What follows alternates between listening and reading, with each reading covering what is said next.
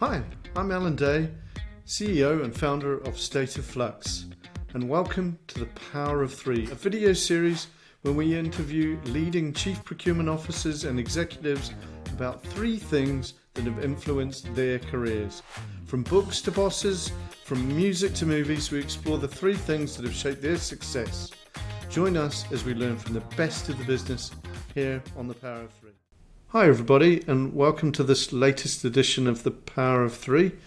I'm honoured and lucky enough to have Alan Hartley joining me today, and Alan's been a client of ours for quite a number of years, and one that I would truly describe as, from a State of Flux point of view, our customer of choice. We've really loved working with Alan, really collaborative, really enjoyed that. So Alan, welcome. We're really pleased to have you on board. And I'm going to get you to sort of introduce yourself, really starting with kind of three roles that you've had over the years that have shaped you. So welcome, Alan. Okay. Thanks, Alan. And first, I'd just like to reciprocate as well. You and your team are an absolute delight to work with, and we've delivered some stunning results as a consequence of the support and the collaborative relationship that we've had. So thank you for that as well. In terms of myself, firstly, thank you for inviting me to participate in this activity. I'm at that stage in my career where really I want to pay as much forward as possible, and if there's any pieces of wisdom and learning that I can share with people to help better them in their career, that's what this stage of my career is really about. And I've also been lucky enough to work for some amazing companies and quite a diverse range of industries as well, and I think that's really helped me as an individual and as a leader. Just a little bit about me, I didn't particularly enjoy school, and no doubt we'll come on to that when we delve a little bit deeper into this conversation. But I left school and I wanted to be an engineer, and actually all I wanted to be was a draftsman. And I decided I wanted to be a draftsman at the age of 12-13 when I started doing technical drawing at school. I wasn't a particularly academic person, so when I left school, that's when I really started to apply myself. And what I didn't want to do is just follow the pack of kids from school in terms of going off to the local engineering company. I just didn't want to be that person. So I went to college and started to study my ONC, got the opportunity to become a trainee draftsman about 12 to 18 months after leaving school, and went through the whole process of trainee draftsman, design draftsman, project engineer, process engineer, through to project management across a number of organisations. And at the time, back in the 80s, we used to hit a recession every single 5 years. So I left school in a recession, started my kind of career in engineering at the start of recession, and then I left engineering at the beginning of the following recession, just because I was working for an organisation that delivered infrastructure projects around the UK. And the first thing that gets pulled when you hit a recession is capital expenditure associated with such kind of, it certainly did then, associated with such projects and activities. And the reason that I do that lead up is because it's one of the roles that I want to speak about. The next role that I actually did was I joined BOC Gases at the age of 24, bottom rung of the ladder as a purchasing officer for contract services. I was lucky enough that the procurement controller, which is the equivalent of a CPO or a procurement director in current terms, had a view that engineers made great commercial procurement people. And because I had that background, I was the only external candidate that they took through process. And one of the things that I did during that interview as well, because I always think an interview is a two-way process, so I always like to interview the person that's interviewing me, but I also set out my demands and expectations. And I said, if I'm going to be great in this in this kind of career and want to pursue it, I want to be professionally recognised externally as well. So I made the request that I wanted to pursue SIPs, requested that they fund it. My commitment in terms of reciprocating to them was that I would actually go to night school. It wasn't day release. And I think that's a great way to do it, because it really demonstrates to your business your commitment to both them and to the profession.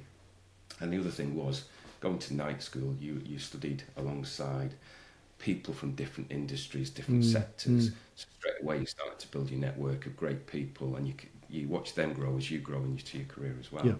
So that opportunity with BOC really created the foundation for everything that happened going forward. At the time, they were leaders in technology, strategy, tools and techniques. They were one of the pioneers of the P card. The other thing that they did is they put you into a role where you had to face into the business. Yeah. It wasn't one of those where you kind of sat on your hands and wait for people to come to you.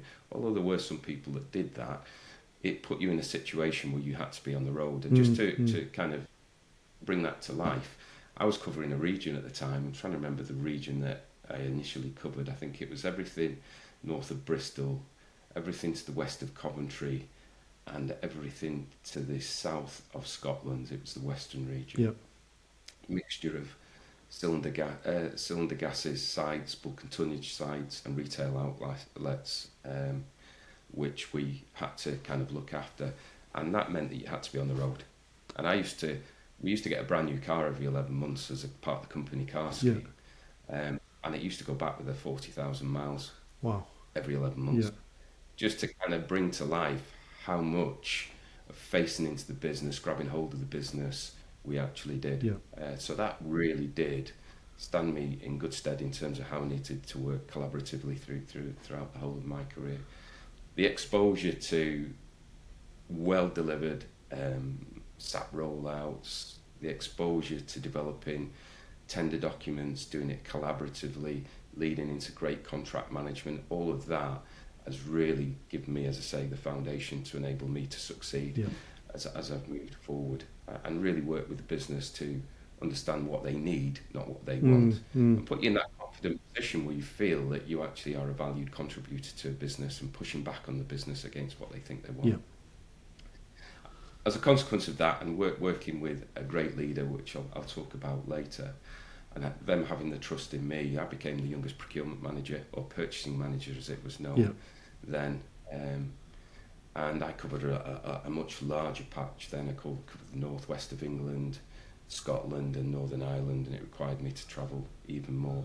And it's still one of those opportunities, one of those companies that I look back on and smile in terms of the opportunities it presented, the relationships that I built, and the learning that I went through. So that's why I talk about it. And the thing here is when you're presented with an opportunity like that, don't wait for the business to then give you the rest of the opportunity. Go out and grab it, face into the business, grow your confidence, and really understand what the business really does need, and help them deliver on that. So that grounding that you had in the kind of draftsman engineering, one must have set you in good stead, and then to get the balance of the humanistic collaboration there, one gives you the technical, the next gives you the humanistic. Do you think those two things have really kind of helped make you stand out above some of your peers, where often they tend to either be overly technical or overly kind of I don't know if you can be overly humanistic, but anyway, not technical enough is probably the other part to it. Well, first and foremost, it means that you don't get the wool pulled over your eyes when you're speaking to an engineer. However, I don't go around waving a flag that I'm an engineer. It's something that I just kind of keep in my back pocket. You can read drawings, you can understand what their needs are. But yes, you also understand some of the kind of behaviours that come with engineers. Yes. And I've worked in many organisations, hugely successful organisations, very technically orientated, or even from an R&D perspective, there's some similarities when dealing with a scientific community.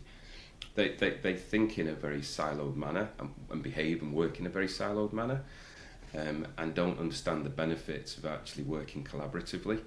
And I think one of the things that, from being an early young engineer through to my early stages of my career, is that I learned that you can be the corporate glue in an organisation. That when a business is presented with a risk, an opportunity, you suddenly immediately think, who do I need around this table now to help me, the team, the business succeed in terms of realising the opportunity or mitigating that risk. But I do think there's something that's been lost from an engineering perspective.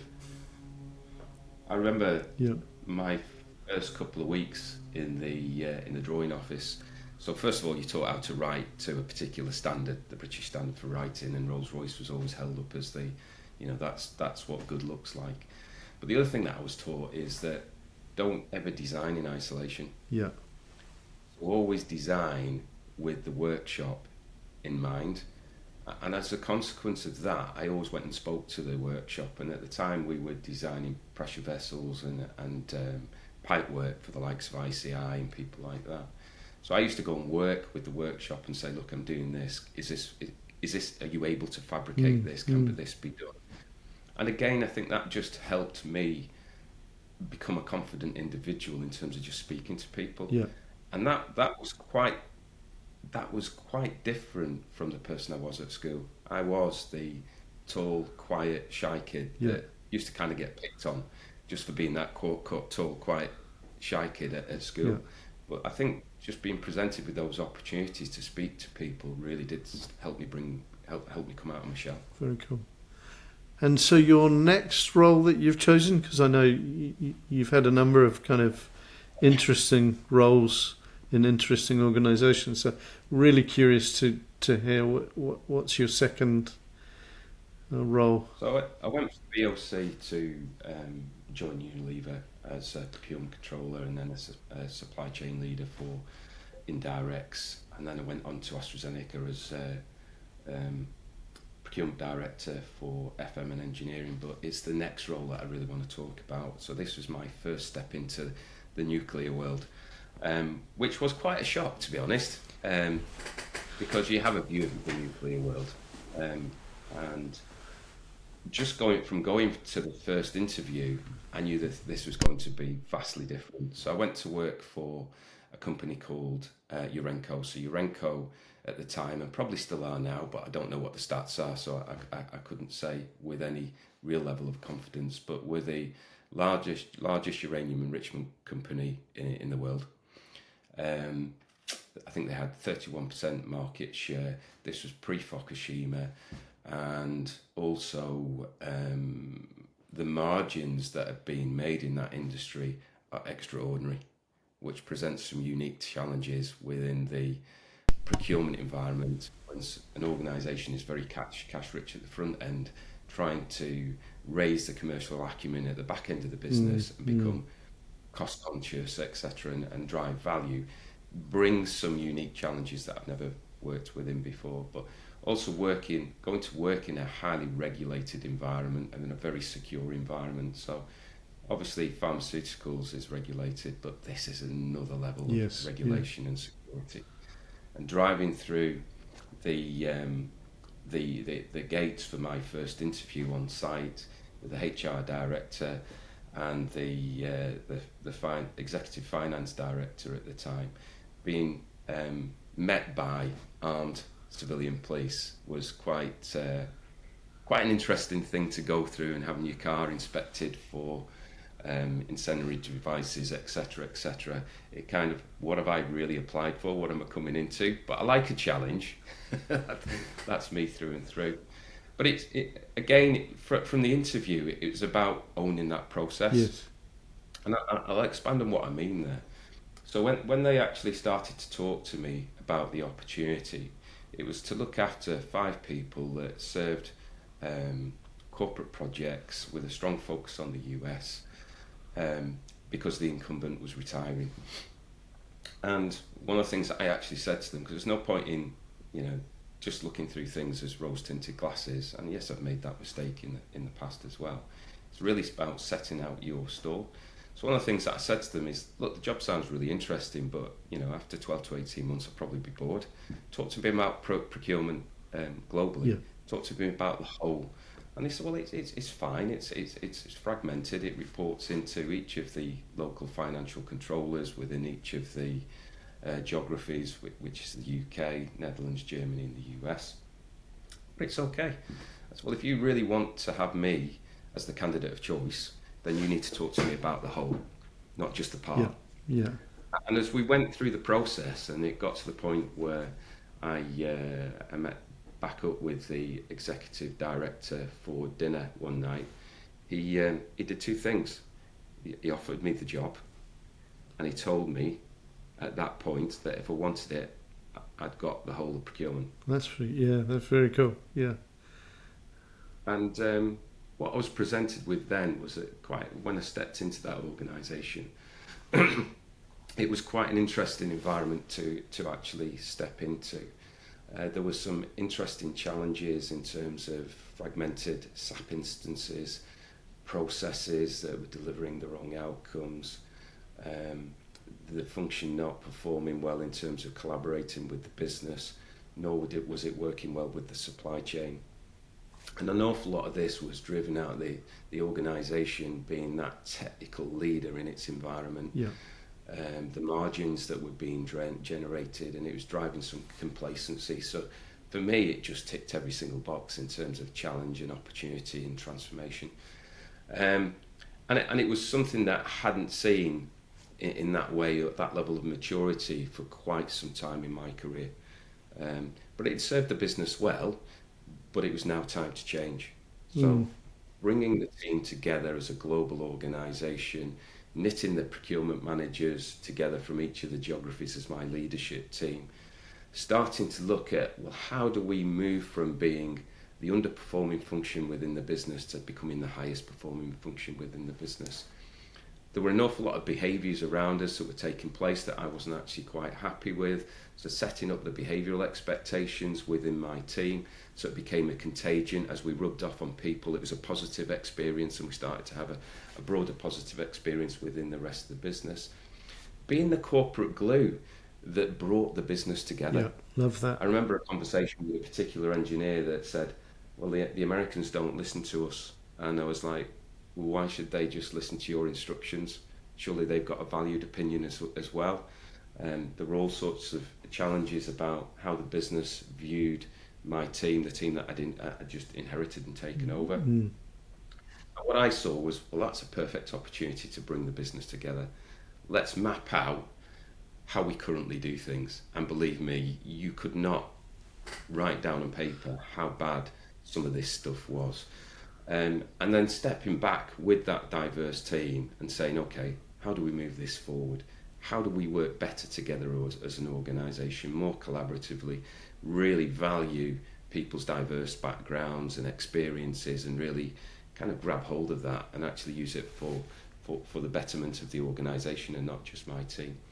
And we went through a first stage transformation, and then Fukushima happened. Yeah.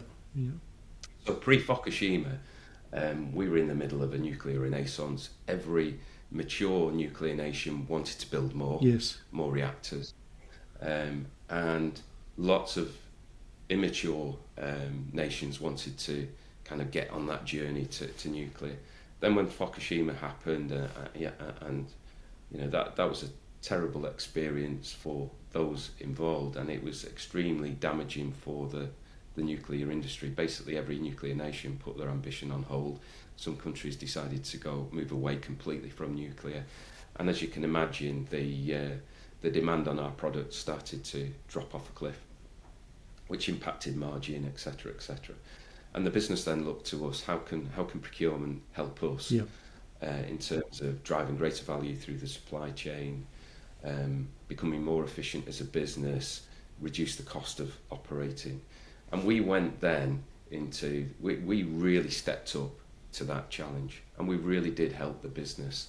My team kind of worked with the business collaboratively, creating playbooks of opportunities. We created the environment to make sure those opportunities became real. We were really working with the supply chain, who had been kind of neglected up to that point. And we set ourselves some really ambitious targets. I've been working with a company then called Achieve Breakthrough. Yeah. So it was really about how do you take a team from just being okay, good, to really delivering stunning results. And we created a vision of where we were going to be stood in the results in 3 years' time. Well, actually, it was 4 years' time to start with. And it made us feel extremely uncomfortable. But then we brought the broader organisation to go through a challenge session with us. And actually, they moved our 4-year ambition to 3 years. And I remember sitting there thinking, we've got to deliver 100 million in 3 years. Yeah. which doesn't sound an awful lot in current terms, especially with some of the stuff I delivered at Sellafield, but that was huge. That was huge.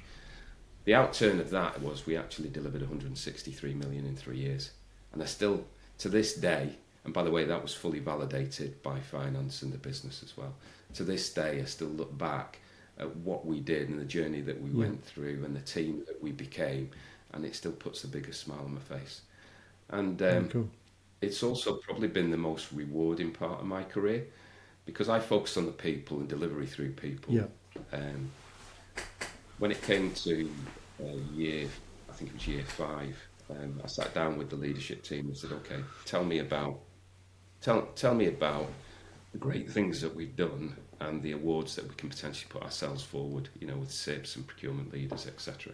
And we went through them, and then I said, well, I think these are the ones that we're going for. And the team actually said to me, you've missed one.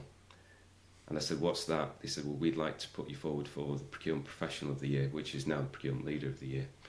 And I was actually taken back. They said, the impact that you've had on us, the impact that you've had on the business has been quite profound, and we want you to get the recognition for it. And, you step into that room. I got shortlisted and I thought, wow, I never expected to be here. It's like being on the starting blocks of the 100 metres at the Olympics. Just being there is an achievement in itself. Yeah. And then I went into the outer body experience when my name actually got shouted.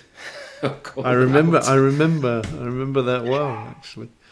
Yeah. So that was huge for me in terms of what we did as an organisation. We went from being, a small organisation that wasn't valued in the business to being held up as the highest performing part of the business by the directors of the business. That's not me saying it. And I still look back with a big smile on my face in terms of what the team delivered through my leadership rather than what I delivered. It's as much the great work they did as I did. So, and third role, Alan, what Yes. Third role. Well, I did make I did deviate off the path slightly. I ended up in hospitality for 18 months. That's another story. Let's put that down to experience. But then I did something that I said I'd never do. I said two things I said I'd never do. Work in industry twice. Yeah. So I stepped back into an industry for the second time and go and work in a public sector environment. I actually I went and joined Sellafield as head of procurement and supply chain, and that led on to becoming the interim supply chain director, which I accepted just before COVID and led the team through COVID as well. And the reason that I put that up is never say never. Yeah. Because there was some significant challenges there, but there was some amazing opportunities. And what we did, when I look back, some people may think that we delivered the impossible. And actually, I think coming out of COVID and what we did during COVID, I think we did deliver the impossible. Yeah. But again, it's another role of change and transformation, challenging the culture, being the corporate glue, bringing the business together. An awful lot of similarities that I've seen in stepping through these great organisations that are, technically competent, delivering great products, but for some reason the procurement or supply chain functions haven't really been reaching their full potential. So I'm gonna throw a kind of curveball at you, because I like the three you've chosen, but I was wondering whether the DJing was going to make the short list of roles that you've had. So it's certainly come. It will probably come up through this conversation. I mean, I think DJing is something that I'm hugely proud of.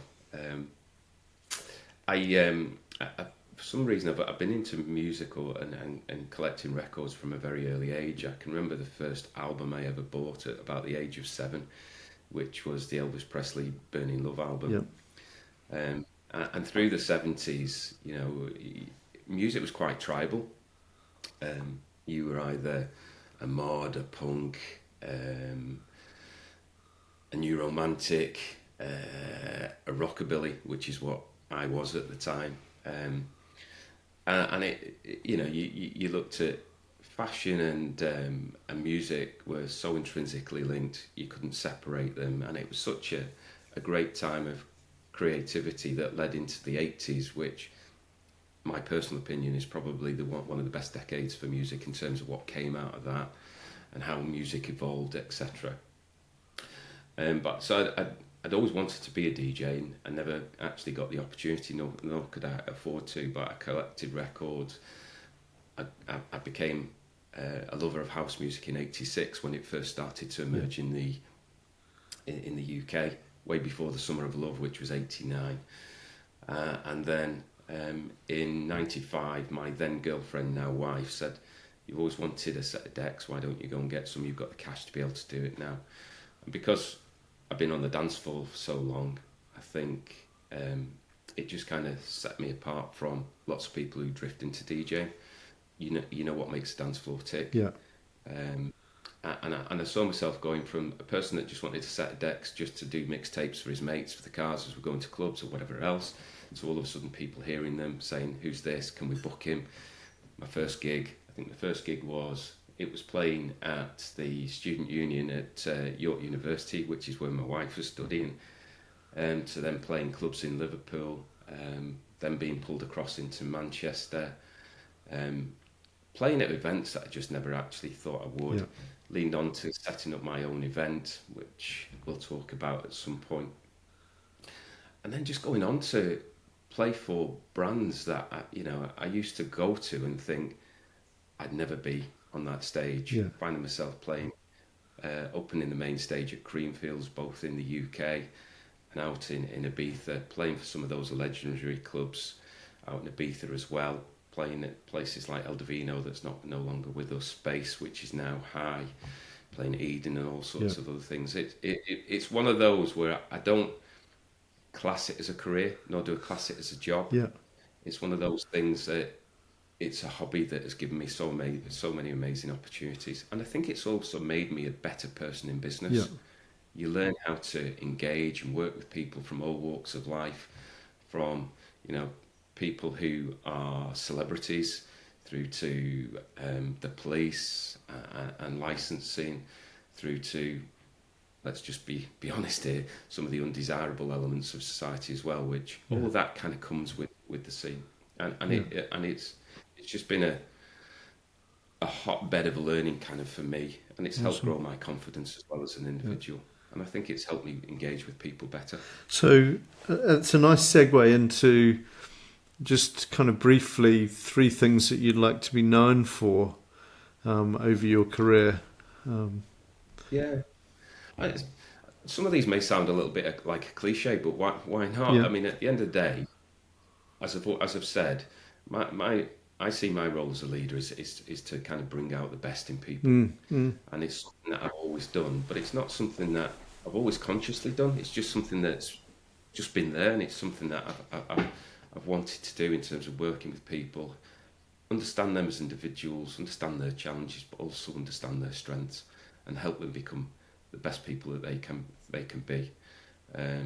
So that's number one, because if you have great people around you, you have the right level of diversity, you invest in those people, they will help you be successful. And that's paid dividends all the way through my career, although that's not been the objective of investing in people. Second one is about having positive and sustained impacts on business. Yeah. I don't just go in to turn a handle in any role, and if that's what a role is about, I'm not interested, which is kind of the conversation back at Urenco. I want to go in there, help that business become the best it can become, and actually be proud of the impact I've had on that business, and bringing the business closer together. And then the last one, and I think this is hugely important, and it's certainly something that became a really strong focus during COVID, was really have a positive impact on people's well-being. That's a good one. You can have a high-performing team, but if you've not got a healthy team, you've got a very short-lived high-performing team. And I moved from being Alan Hartley, the leader as we crashed into COVID, to being Alan Hartley, the kind of human being. Yeah.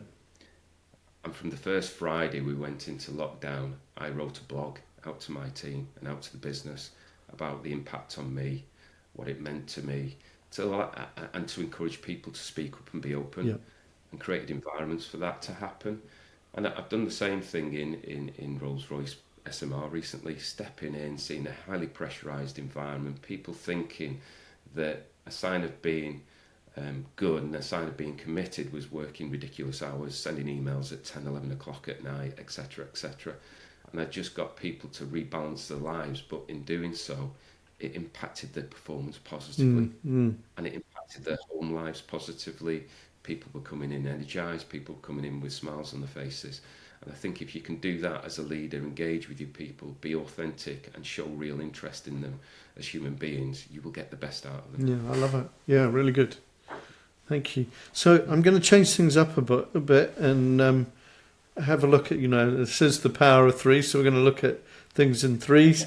So I'm going to start with 3 books, and I know, we've had this discussion that, you're an action man as opposed to sitting down and reading for leisure. But I'm curious at kind of 3 books that may have shaped you throughout your life on that. So you're right, I'm not a reader, and actually I find reading a chore. Yeah. And I think it all comes back to school, and we said that I could talk about this because it helps people. Because I think there's people in lives that are academics, and there's those people in life that aren't academics, and they bring to businesses 2 very different value propositions. And I'm not an academic, although I've done well, but it's been strong. It's been a strong perseverance for me. And at school, I didn't enjoy school at all. And just going back to juniors, the junior school as we used to call it, which is you had the infant school juniors and then you had seniors, just to put it into context of what it means to younger people that don't come from the same generation as I do. And I didn't do well at school. I think I had to wear an eye patch at some point. I didn't have confidence, didn't enjoy reading at all. And they used to put you in a class of certain classes, which were called remedial class. And that was to help people that were struggling. And then the thing that they used to do then was then bring you back into your normal class. And you'd have to stand up in front of the class, your real class, not your remedial class, and speak to or read to the class and to the teacher. And if you're not a person that enjoys reading and you're not a person that is confident, etc., and probably has some challenges, that's going to leave you with some, mental scars. Yeah. And I think if I was to probably go through schooling now, I would probably be diagnosed with having dyslexia. I couldn't say for certain, haven't gone through it, but I've got some of the challenges and the elements that people kind of have, or attributes, should I say, that people have that suffer from that condition. But what you actually do is you work through and you develop your own coping strategies. Yeah. And now I can say that, it's quite funny. I can read and I can digest and I can interpret and understand what contracts mean and what the outcomes of particular provisions, because I work really hard at it, better than most. Yes, yeah. And try to avoid speed reading because of that. And the same with business cases, putting them together, reading them. I've had some interesting conversations with some people who have been great at school, you would think would be really good at being able to put business cases together, but just having a conversation that says, just come and read this to me, tell me what it says, and they suddenly have a stark realisation it makes no sense at all. So, the message to people who aren't academics is you can have an amazing career. Just approach things different. You recognise the different value proposition that you can bring into a business, and you tend to have a can-do attitude. Yes. And that's not saying that academics don't, but I think you do have a stronger sense of that. So I think that's important. So I don't actually read for pleasure.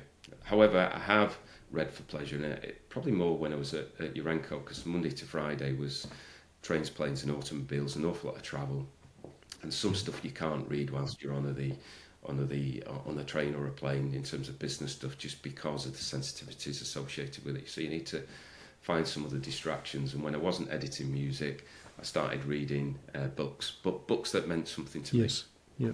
So the first book is the Nile Rodgers biography, Le Freak. Yeah, yeah. So I became a fan of chic back in 1983-84. So I'd moved from being that rockabilly to all of a sudden liking disco, soul, funk, hip hop. And I even remember buying my first record by Chic. I went to HMV, Yeah. and I'm not sure if HMV still exists, but went to HMV in Liverpool. It was my birthday, and one of the things that I bought was Chic's Greatest Hits. And I've always followed Chic, and Chic have really come back into their own. They kind of fell off the horizon or the radar screen for many, many years as disco disappeared back in about '83.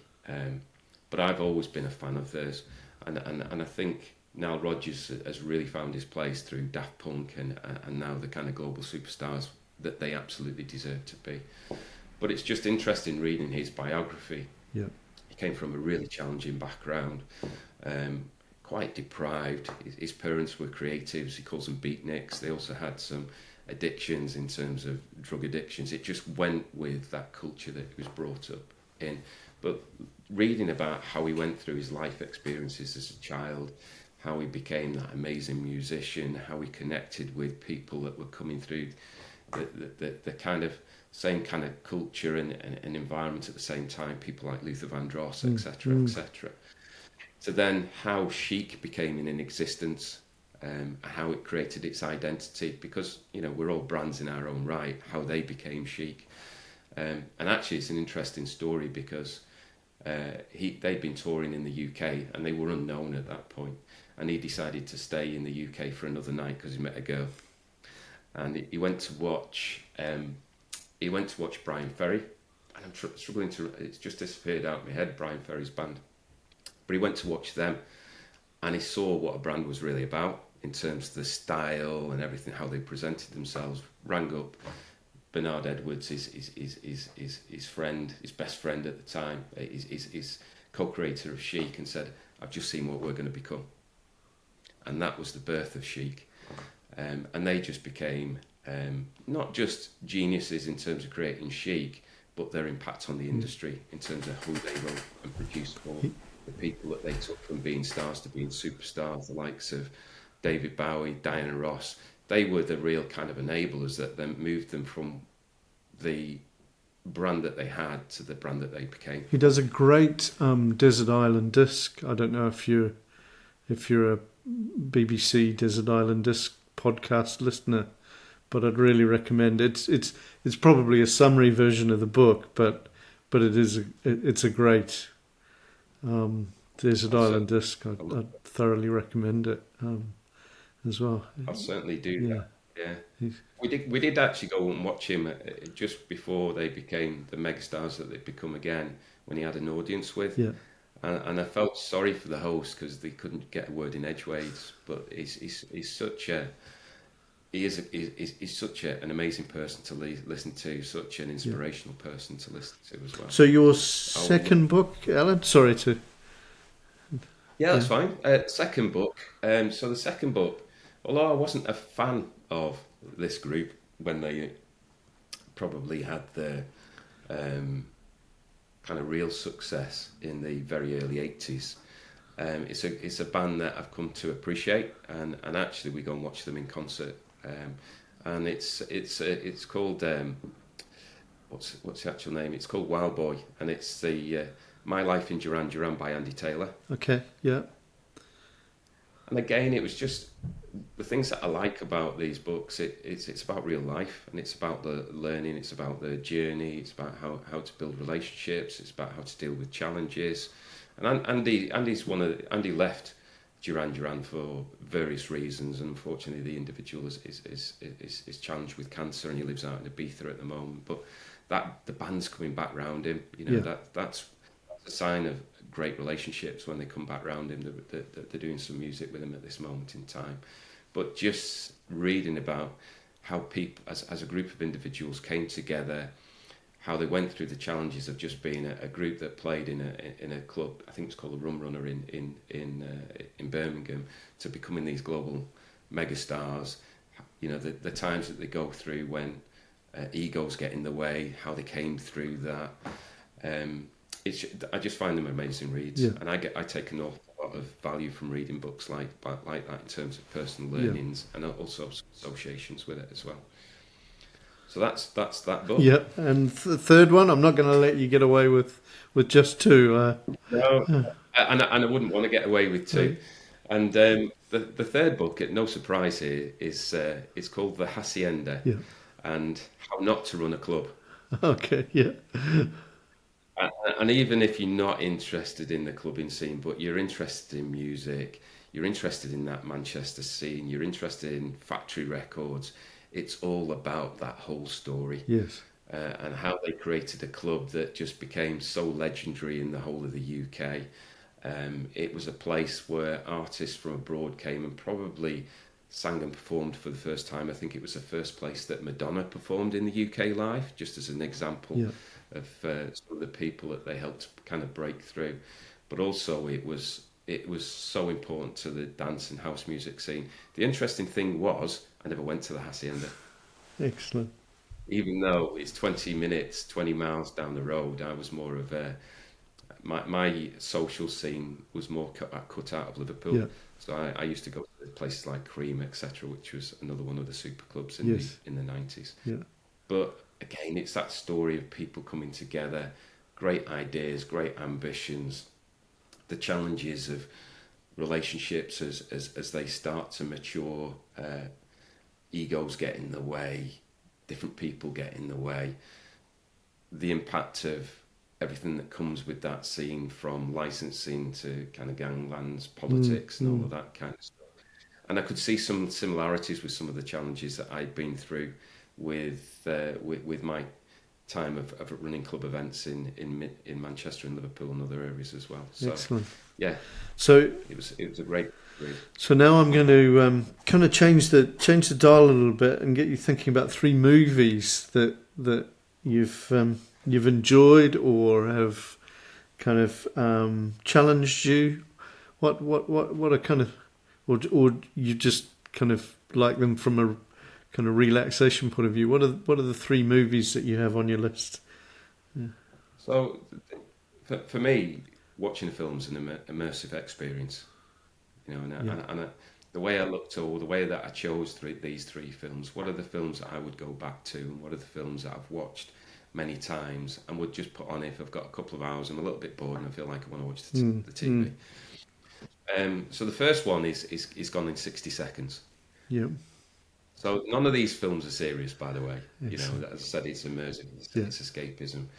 But this is about a retired car thief that, for various reasons, due to his brother getting into trouble, has to go and steal a list of 50 cars for an undesirable element of society, let's just say.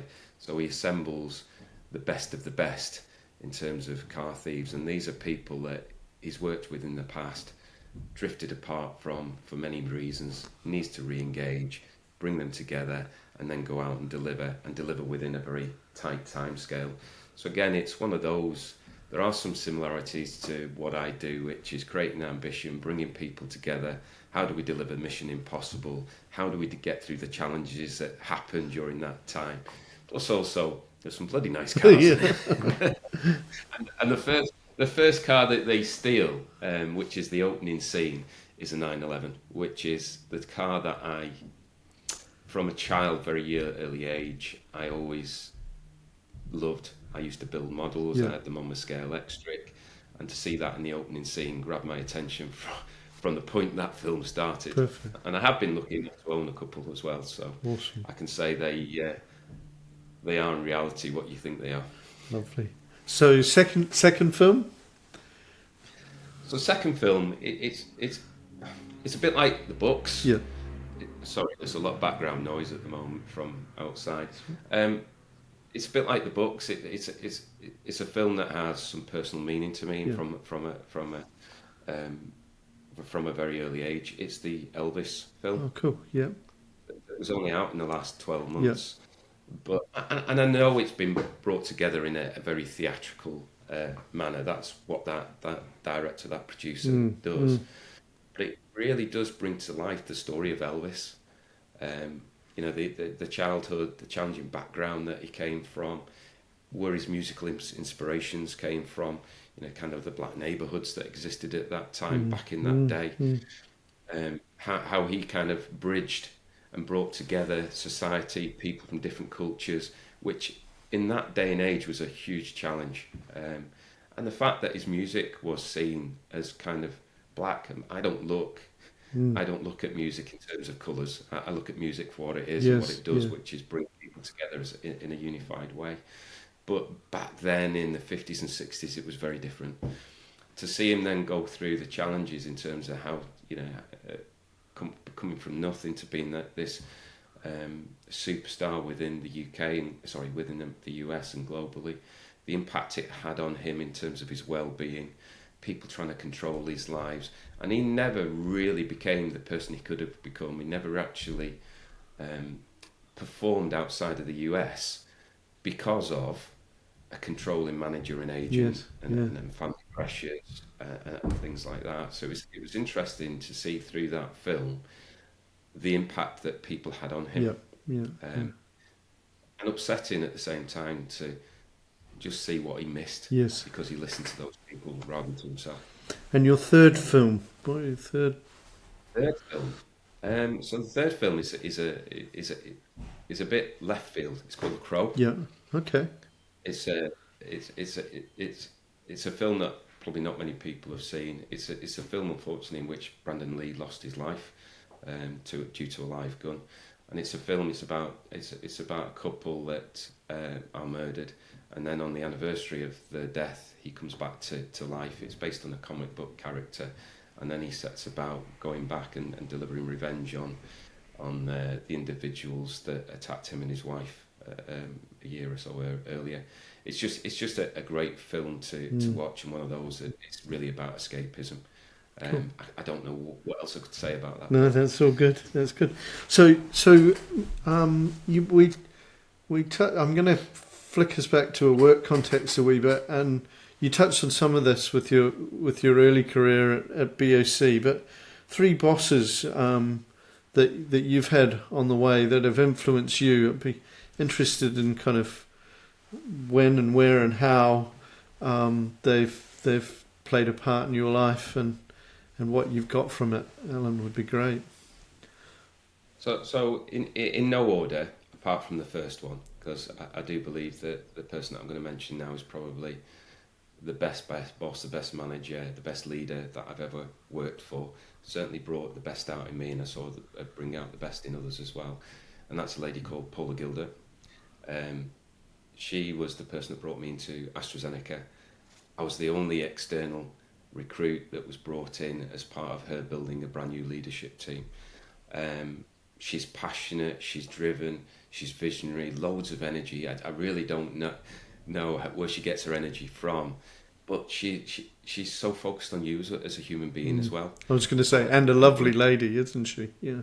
Very lovely lady. One of the things that she did, she recognised that she was expecting extraordinary results from us and strong levels of commitment, but she also knew that could have a negative impact on our personal lives. So she would take out, in fact, she actually hosted us all at her house, the leadership team and our partners, from a very early stage, so that our partners could meet the people that we were working with, understand each other as personalities, etc., etc. And from that point forward, Paula has become a friend, not just an amazing leader.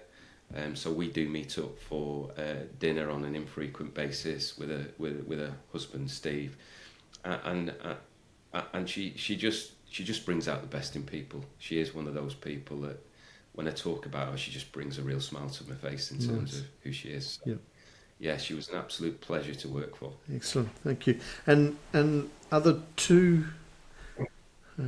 So going back to BOC, the person that recruited me was a guy called Trevor Rock, who was, as I say, the equivalent of a CPO. But the person who replaced him, Ted Dwyer, was another leader that just sticks in my mind in terms of having a profound impact on my career. He gave me, at the time I'd moved down to Guildford. I was living down in Guildford, but he had the trust and confidence in me that I was the person to go up and be the youngest procurement manager, covering a significant region, the person who could go out and get things done. He's not a micromanager in any means, but he's there when you need him. And what we achieved at that time was quite stunning. But to have somebody that showed empathy towards you as an individual as well. I was going through some personal challenges relationship wise then, and his view was, you do go and do what you need to do, because I know that you'll give it your best shot in terms of everything that you do for me.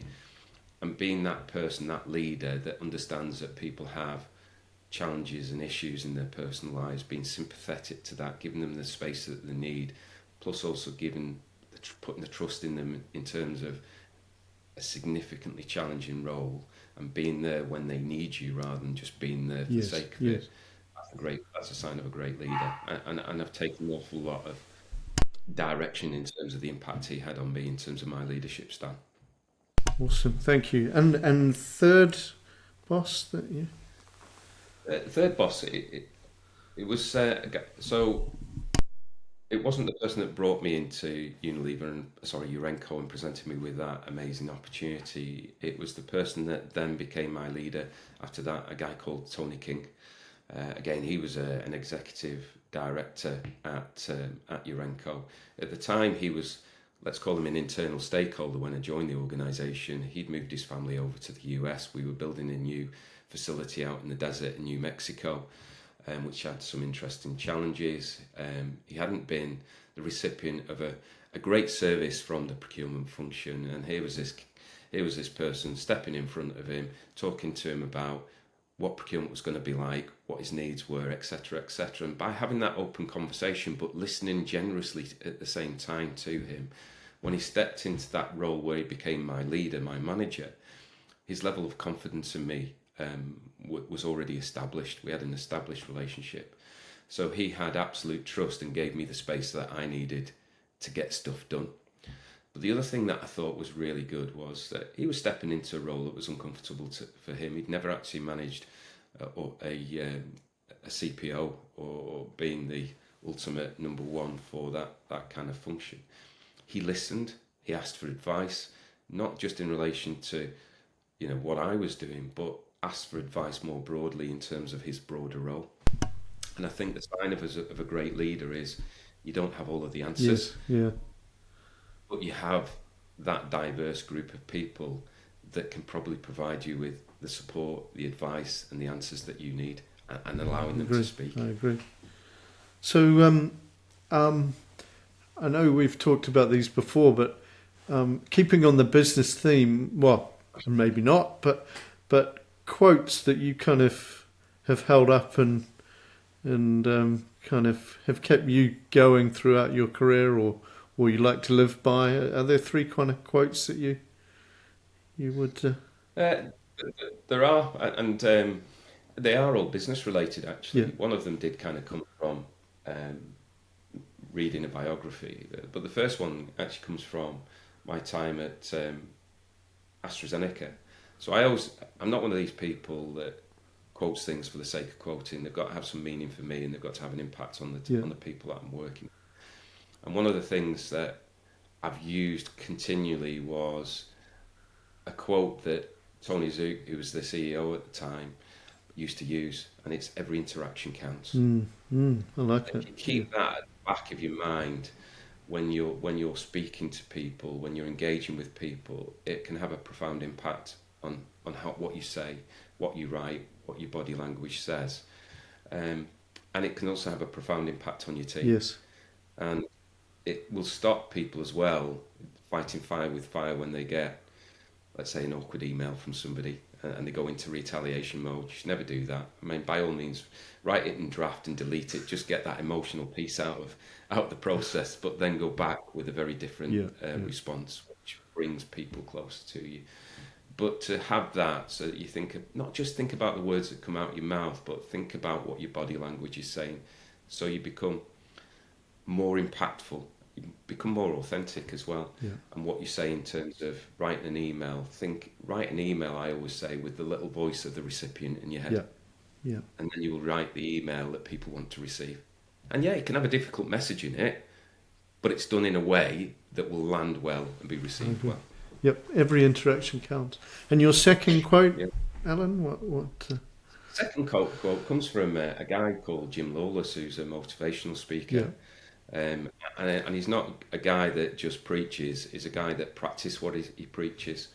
And his real view is that, you know, anybody can have a little voice in their head, sit on the couch, but never get off. A lot of people don't ever get off the couch and realise their full ambition. He's a guy that's fully practiced it and been challenged it to the point where he's done things that he's never done before, but done them to an extreme level. Somebody challenged him through one of his motivational speeches. I think he challenged him for £5 that in 12 months he couldn't be what's it called, right, racing a steeplechase. That guy did it. Not only did he do it, he did it. I think it was on TV. Oh wow! As in, it wasn't published. You know, it was a broadcast race. And the other thing that he did is he wasn't a swimmer. He'd never been a free diver. He set out to hold the record for the UK from a free diving perspective. Yeah. And that was using all of the tools, techniques, planning, preparation that he teaches people and talks to people about. Yeah.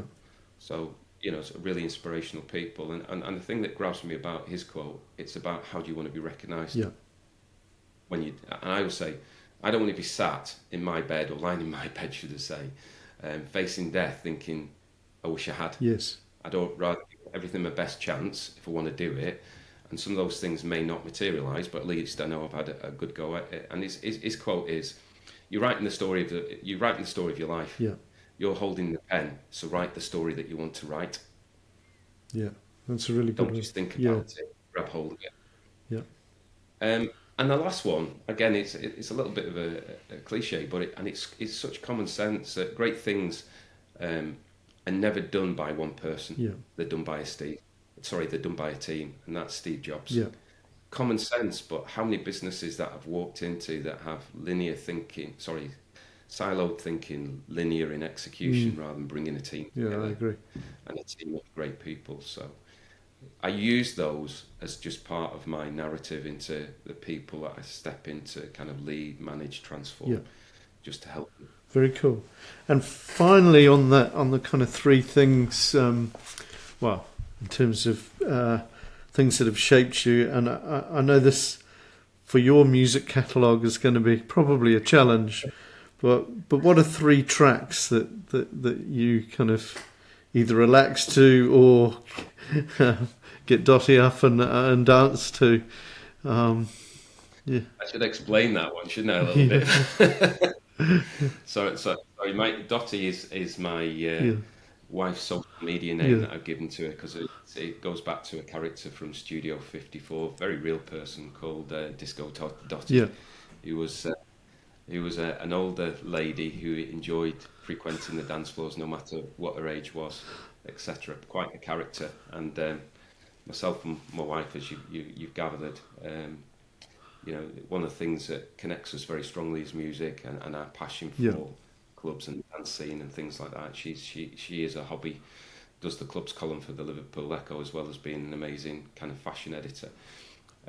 So that's just my little pet name for her, and it goes on social media, so hence why you know she's called Dotty. Yeah. But yeah, music. This has been a challenge for me. The first two were kind of easy. The third one, as the power of three, was the hard one. And having such a catalogue of music and coming from such a diverse background of music in terms of the 70s, and although in the 70s I may not have liked certain kind of genres of music, I've become to love them. Yeah.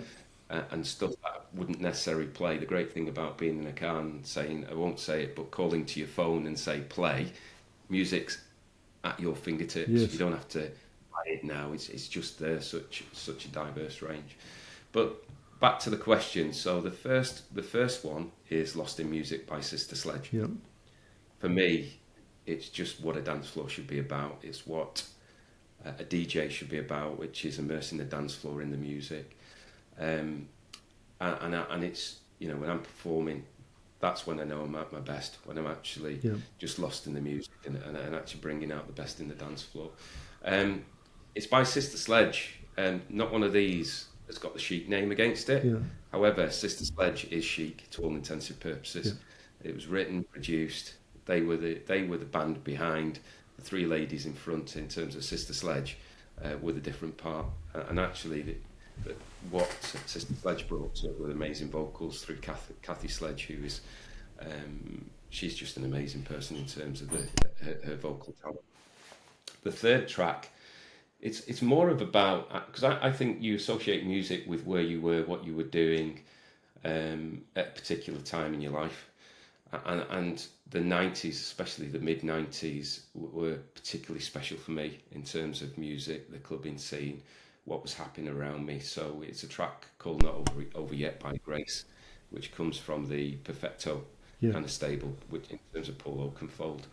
And it was just a track at the time that I used to search the radio stations for it because I didn't have a copy of it. When I got a copy of it, I kept playing it.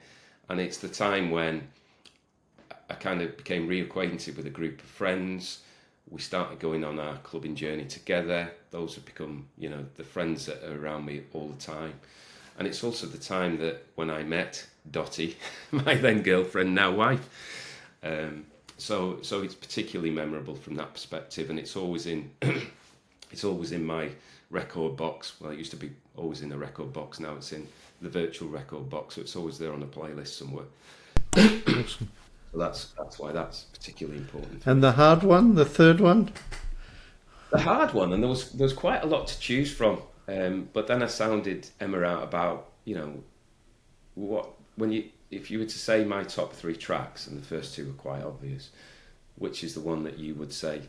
And we both agreed on it, and it's a track that is probably best known from Saturday Night Fever. I know it's not the Bee Gees, but I think it was written by the Bee Gees originally.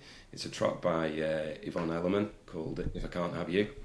Yeah, oh, very good. So it's got disco undertones, it's quite soulful, and it's just one of those tracks I can just kind of sit and listen to. And it was a track that when I used to do my podcasts, live streams, should I say, during COVID as my place of escapism, sometimes I finished on that track, and I finished on the New Year's Eve after a 5-hour set. During that period as well. So some fun memories. So I'm conscious that I've had you talking for a while, Alan, and just kind of want to wrap things up. So very quickly, using the kind of State of Flux 3 things that have gone well, 3 things that could be improved on. Can you think of 3 quick things that you would say have gone well during your career? Yeah, so I'll do this really quickly, conscious of time. So transformation at Urenco, it's the standout thing that I always look back to in terms of impact on the business, impact on the team, impact on individuals. So that's up there as the standout one. The other one, and just as equally as important, is leading the procurement and supply chain team through COVID. Yes. Southfield, one of the most hazardous sites in the world, 300 people reporting to me. A supply chain that I needed to keep alive to make sure that as we were coming through this, I had a very capable, sustained supply chain. We created some unique leading approaches to supply chain risk, supply chain resilience, and the work that we did with your team prior and during in terms of SRM really helped us in terms of having those great relationships with the suppliers, where we saw how to work with each other to get the best out of each other in those unique, challenging times I hope we never really have to face into again.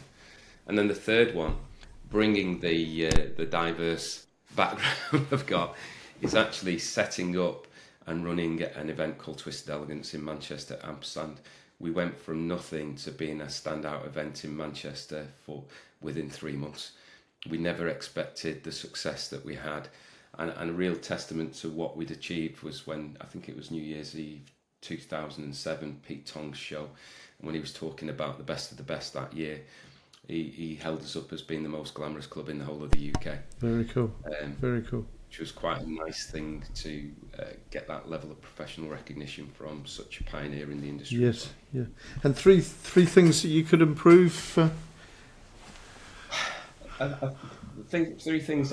I'm a constant reflector, no matter whether things are going well or things are going bad, and I kind of improve on the hoof. Yes. And I never wait till the end, whether it's a failure or a success. And you should always reflect, even if it's a huge success. But I thought hard around this in terms of what are the things that I would do better? And because I'm a resilient, quite a driven individual, it's hard for me to let go. Yeah. And that's one of the things that I've had to learn hard about, is knowing when to let go and not continue to pursue something that actually is mission impossible, not just a challenge. Yeah. And by letting go, it means you can focus your attention on other things and drive greater value. And you tend to find actually what was mission impossible, because you focused your attention in other ways, suddenly the impossible becomes possible again. Yeah. But you need to learn to let go, and it's certainly been a hard lesson for me. Yeah. Plan with reality in mind.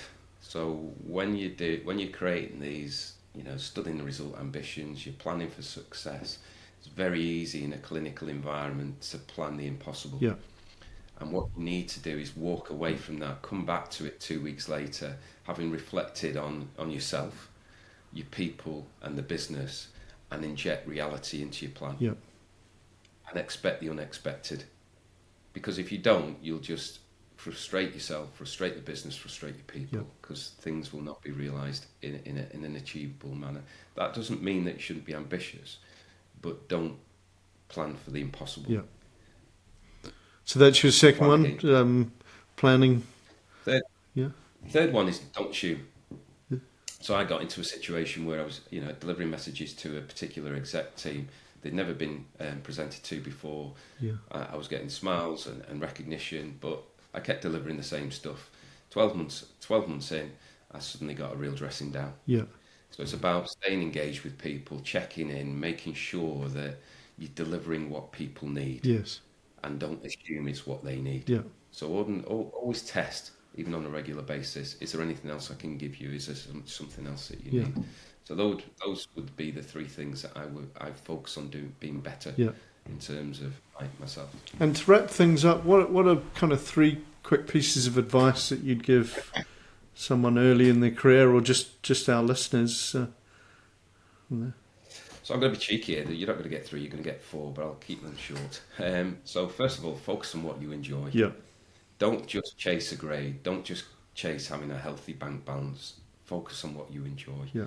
Because you're going to go home every day, every week, every month, feeling with a higher level of satisfaction. It also means that you're not going to find yourself in a corner with a healthy bank balance, being frustrated by what you're doing on a day-to-day basis. Okay. Second one is kind of invest in relationships, both vertically and horizontally. You're going to spend more of your waking hours at work than you do at home. So invest in those relationships. Be that corporate glue. Bring the business together. And don't shy away from the difficult relationships. I've had some very difficult relationships during my career, but I turned them into projects. Yeah. I've actually seen them transition from being, enemies, for want of an expression, to being amazing advocates and friends. So don't run away from difficult relationships. Face into them and I like that. Build them. One that I've always... So I can't remember who told me this, but it's one of the things that I've always kept close to myself, which is be brave and take personal risk. If you're doing things and you don't feel uncomfortable, it's not going to bring the best out of you. Yeah. So be brave, take that personal risk. That doesn't mean risk to the business. That doesn't mean risk to your family or anybody else. But step into that place of uncomfort. It will force you to think differently, behave differently, and do things differently. So it'll bring the best out in you. And lastly is never stop learning. Maintain a curious mindset, externalise yourself, connect with people in different industries, not through your supply chain, because they'll only tell you what they know, but have those great healthy relationships with people in different industries, different businesses. It will help you learn as an individual, it'll help your business accelerate in particular challenges, and then there's a great network to help you when you need some support as part of your career. And I'm going to throw in a cheeky last one as well. Be a leader that's respected. Yeah.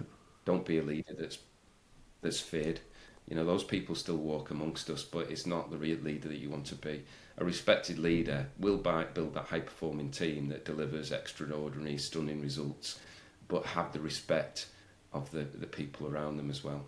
So those are the points that I'd like to just kind of finish Thanks, off. Alan. And I'll let you have those extra ones, given...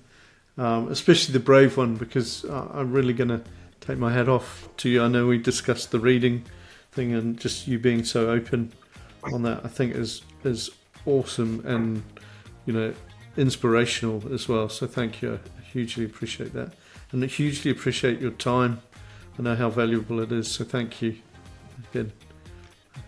I've really enjoyed this, so thank you for the opportunity too. Cool. Thanks, Alan.